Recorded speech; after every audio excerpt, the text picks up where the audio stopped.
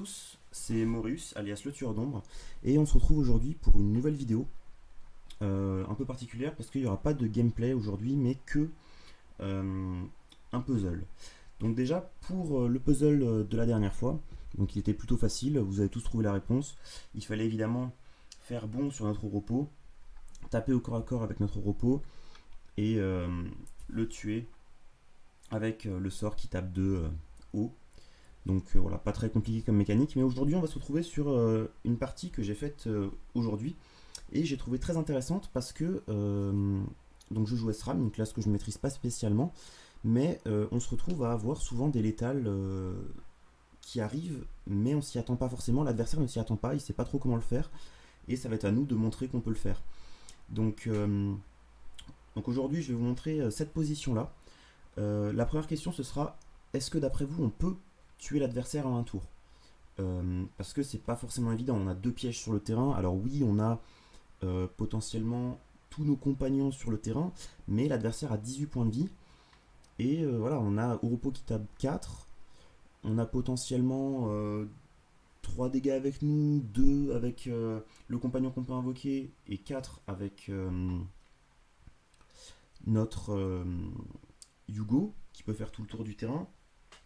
Donc potentiellement, on peut réussir à faire 13 avec ça. Si je calcule bien, 13, voilà. Mais il nous manque clairement les dégâts pour finir, parce que l'adversaire a 18 points de vie. Donc on n'a pas de quoi faire 5 points de dégâts.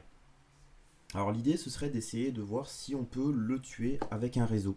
Est-ce qu'avec des pièges, on pourrait réussir à faire les dégâts nécessaires? Alors pour ça, je vous propose donc la situation suivante. On a donc deux pièges sur le terrain qui font chacun 3 dégâts.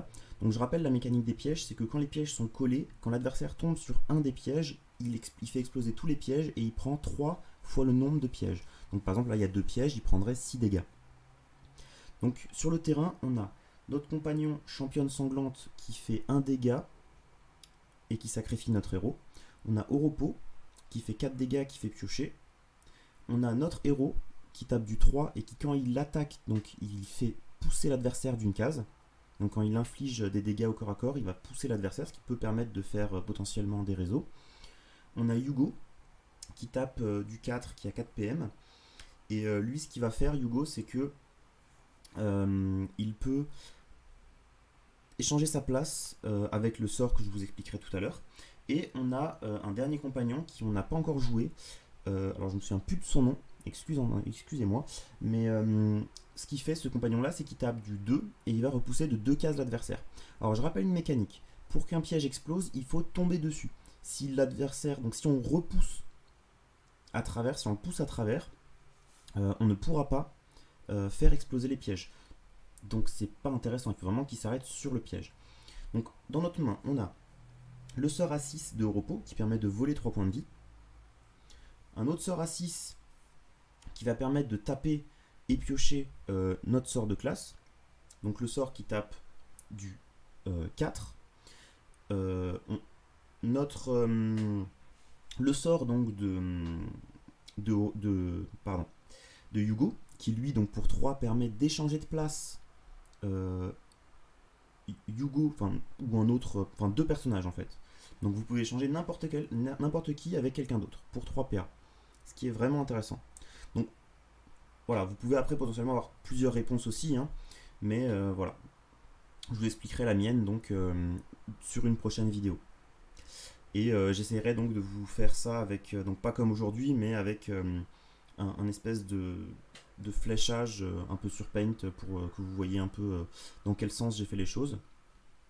Après ça, on a un sort pour 4 qui permet de taper du 3 et qui nous donne 1 PM par piège sur le terrain, ce qui peut être intéressant pour contourner les adversaires et pousser. Un sort pour 2 qui permet de taper du 1 et nous donne 1 de jauge élémentaire. Alors, moi, j'ai pas parlé tellement des jauges élémentaires, parce qu'actuellement, on a tous les compagnons sur le terrain, et notre dernier compagnon, on peut le poser, donc les jauges élémentaires vont pas être très intéressantes. Mais sinon, on a deux autres pièges. Donc, le premier qui fait nous donne 2 de jauge élémentaire quand on le pose à côté d'un autre piège, et donc surtout qui tape du 3 quand on tombe dessus. et le dernier piège qui fait qu'il y a explosion quand on l'assemble avec un autre piège. Donc voilà, c'est un peu tout. C'est cette situation, c'est celle-là. J'ai réussi donc à la faire en partie aujourd'hui. Je vous dis pas si j'ai réussi à gagner en un tour, mais peut-être que c'est pas possible, hein, peut-être que c'est possible. Montrez-moi donc que c'est possible ou pas et dites-moi d'après vous comment on pourrait faire si c'est possible. Voilà.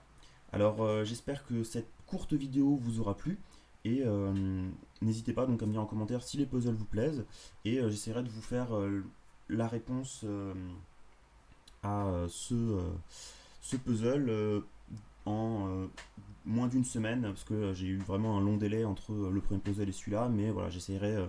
Donc au final, je pense que les puzzles seront pas à chaque vidéo parce qu'en fait, je me suis rendu compte que j'ai pas tellement de parties où les létals sont intéressants.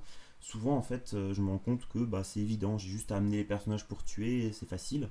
Et donc, j'en ai pas toujours des un peu complexes.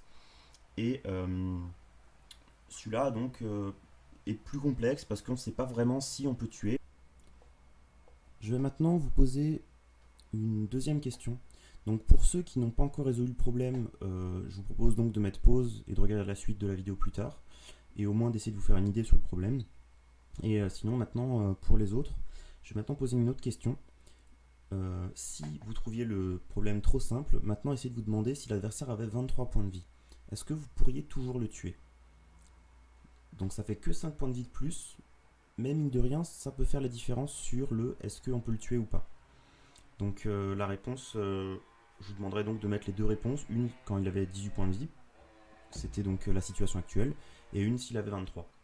Alors évidemment que s'il en avait 23 et qu'on peut le tuer, la réponse peut être la même qu'à 18, mais pour le moment, donc, je vous demande donc d'essayer de résoudre ce problème. Si l'adversaire avait 23 points de vie, est-ce qu'on peut faire 23 points de dégâts d'un seul tour? Et donc l'idée ce serait vraiment de montrer donc, si on peut tuer et comment.